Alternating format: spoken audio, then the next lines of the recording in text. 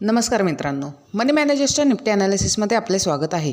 फ्रायडेला Nifty gap down open झाली 25,255ला आणि लगेच 25,322चा हाय दिला, परंतु सस्टेन करू शकली नाही आणि स्लोली डाऊन मूव्ह घेत साधारण 10:30 वाजता जो मॉर्निंगचा लो होता 25,244 तो ब्रेक केला आणि 25,149चा नवीन लो देऊन साईडवेज मूव्हमेंट केले आणि 25,149ला क्लोज झाली.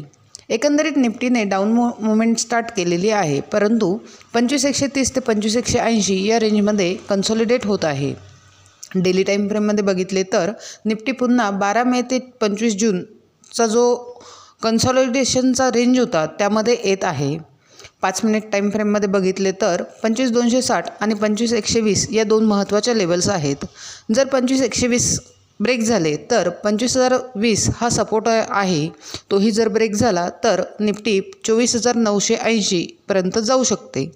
तसेच अपसाईडला एक ट्रेंड लाईन बसत आहे, ती जर ब्रेक झाली आणि निफ्टीने सस्टेन केले म्हणजेच 25,190च्या वर सस्टेन राहिली तर 25,260 पहिले टार्गेट आणि 25,320 दुसरे टार्गेट हिट होऊ शकते.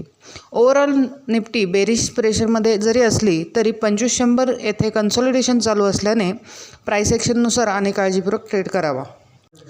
अशाच निफ्टीच्या ॲनालिसिससाठी चॅनल सबस्क्राईब करा, तसेच व्हिडिओ लाईक आणि शेअर करा.